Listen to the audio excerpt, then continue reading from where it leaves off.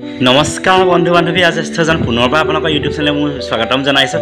আজি আকৌ আমাৰ গাঁৱলীয়া এটি জুতি আপোনালোকৰ আগত গাঁৱলীয়া জুতি এখন আপোনালোকৰ আগত দেখুৱাব লৈছোঁ। একেবাৰে সাধাৰণ মানে কি আৰু উখোৱা চাউলৰ ভাত আৰু বাহু মাছৰ মাথা আৰু পচলা।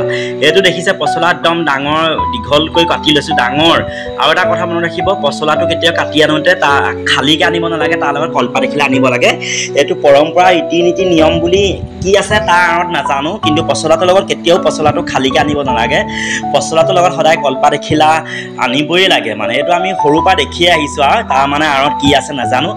এয়া ৰহৰ দালি মায়ে গোটাই থৈছে, ৰহৰ দালি তিয়াই থৈছে। ৰহৰ দালি একদম ধুনীয়াকৈ তিয়াই থৈ দিছে, একদম ডাঙৰ হৈ গ'ল, ফুলি গ'ল একদম ৰাতিপুৱাই তিয়ালে। তাৰ পাছতে এতিয়া চাহ এটোপা খাব লাগিব ন, ৰাতিপুৱা হৈ আছে চাহ এটোপা খাম।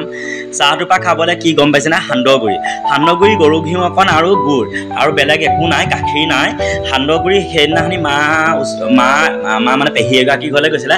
সান্দহগুড়ি বহুত দিনৰ বহাগৰে হয় খুন্দা, ইমান ধুনীয়া নহয় সান্দহকেইটা।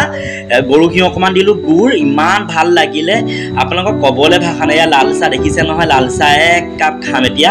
এবাৰ এই ৰাতিয়ে ৰুটি আছিলে, ৰুটি এফাল মায়ে খালে, এফাল মই খাম। সান্দহ ইমান ভাল লাগে। এই গৰু ঘিউ অকণকে দি দিছোঁ, তেতিয়া অকণমান টেষ্টটো হয়, গোন্ধটো ওলাই ভাল লাগে। নহ'লে গাখীৰ নাই যে, গাখীৰ হ'লে বেছি ভাল লাগে। সান্দহ বৰ প্ৰিয় দেই। সান্দহ এনেকুৱা এটা হয় নহয়, গেছ নহয় কিবা নহয়, একদম এক বাতি সান্দহ খাই আপুনি দিনটো থাকিব পাৰে। আৰু সান্দহকেইটা এনেকুৱাই ধুনীয়া, ঢেঁকীত খুন্দা হয়। ঢেঁকীত খুন্দিলে তাৰ সোৱাদটো অলপ বেলেগ হৈ যায়, অকণমান গুটি হৈ থাকে। এইবাৰ কোনোবাই যদি অৰ্ডাৰ দিয়ে আপোনালোকে আমাক ল'বলৈ, যদি কোনোবাই যদি কয় সান্দহ, আপোনাৰ তিল পিঠা, পকা মিঠৈ, লস্কৰা, মালপোৱা, নিমকি, কেক, আপোনালোকে যি বিচাৰে আমি যোগান ধৰিম।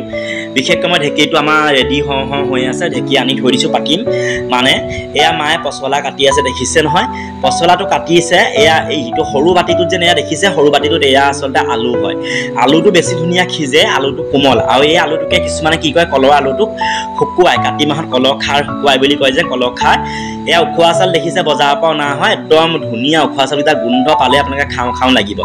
আমি অতিমাত্ৰা দুখীয়া যদিও চাউলকেইটা আমি কিন্তু কিনিয়ে খাওঁ, উখোৱা চাউল। তাৰপৰা আজি অলপ দিনৰ আগতে আমাৰ ভিনী আহিছে, ডাঙৰ ভিনী আহিছিলে, তেওঁ প্ৰায় 5 কেজিমান জহা চাউল দি থৈ গৈছিল। মই জহা চাউল আপোনালোকক দেখাম, কণ জহা হয়, ইমান ধুনীয়া। ইয়াৰো কেইটামান আছেগৈ। আৰু আমাৰ গাঁৱৰ ঘৰ দেখিছে ন বস্তু কেনেকৈ থয়। এইকেইটা জহা চাউল হয়, কণ জহা, ইমান ধুনীয়া নহয়, ইমান সুন্দৰ। ভাত বনোৱাৰ লগে লগে আপোনালোকক ক'বলৈ ভাষা নাই। আচলতে আমি সাৰ দিয়া, যদি প্ৰতিটো আমি সাৰ দিয়া ৰাসায়নিক কীটনাশক দ্ৰব্য দিয়া যদি পাচলিয়ে খাওঁ, তেন্তে আমি শুনক, আমিতো ভাতকেইটা ভাল খাব লাগিব। উখোৱা চাউল বকাই আছে উতলি আছে। আমি ভাতকেইটাও যদি সাৰ দিয়াই খাওঁ আৰু যদি দোকানৰ কিনিয়ে খাওঁ, তেতিয়া আমাৰ দেহটোৱে কি শক্তি পাব বা আমাৰ দেহটোত বিভিন্ন ধৰণৰ ৰোগ বা ব্যাধি বেমাৰ হ'ব। সেইবাবে আমি অতি কষ্ট কৰি হ'লেও চাউলকেইটা সদায় ভাল খাবলৈ চেষ্টা কৰোঁ।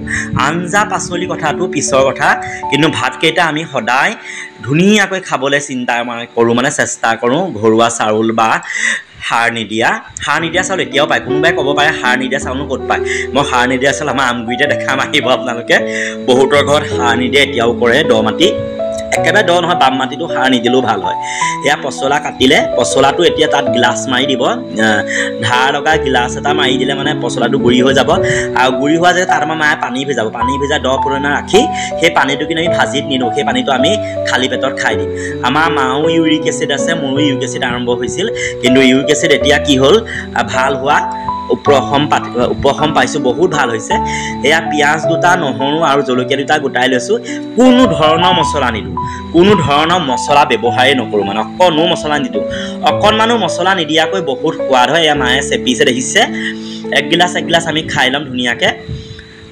আৰু আপোনালোককো জনাওঁ, ইউৰিক এচিড যিসকলৰ আছে, যিসকলে ভিডিঅ'টো চাইছে তেওঁলোকক জনাইছোঁ, যিসকলৰ ইউৰিক এচিড আছে, ইউৰিক এচিড থকাসকলে সদায় সপ্তাহত 2 দিন বা 3 দিন আপোনালোকে পচলা পানী খাবলৈ চেষ্টা কৰিবচোন। ইউৰিক এচিড সঁচাকৈ ভাল হৈ যাব। এই বাহু মাছৰ মাথা আৰু মাছ 4 চকলহে দেই। কোনোবাই এতিয়া ক'ব চকল বুলি ক'লে লাজেই লাগিব, পিচ নহয় আচলতে 4 চকল মাছ।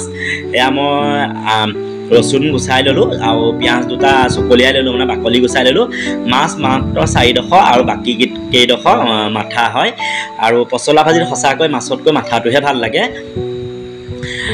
মায়ে ইতিমধ্যে মাছ ধুই মেলি আজৰি কৰিলে আমি পচলা পানীকণো খাই ল'লোঁ আমাৰ ঘৰত পতা জানেই আগৰ ভিডিঅ' দেখিছে পতা অবিহনে আমাৰ ঘৰত একোৱেই নহয় মায়ে বনাব ৰেডি কৰিলে আৰু মাছটো অকণমান ফ্ৰাই কৰি অকণমান লোৱা হ'ল তাৰপাছতে এয়া দিয়া হ'ল ইতিমধ্যে ভাজি হ'বই হ'ল কালাৰ কেনেকুৱা হৈছে মই কেতিয়াও কালাৰৰ ওপৰত নিৰ্ভৰ নকৰোঁ বহুতে ফাষ্টফুডেই হওক বা যিকোনো হওক আইটেমবোৰ ভিডিঅ'বিলাকত দেখোঁ কালাৰটো বহুত ধুনীয়া কৰে আচলতে কালাৰটো ধুনীয়া কৰাটো ডাঙৰ কথা নহয় আচলতে খাবলৈ কেনেকুৱা জুতি হৈছে সেইটোৱে মেইন কথা আমাৰ ইতিমধ্যে ৰেডি হৈ গ'ল নেমু টেঙা ভোট জলকীয়া অকণমান ল'লোঁ এয়া ভাত বাঢ়ি ল'লোঁ মায়ে খাই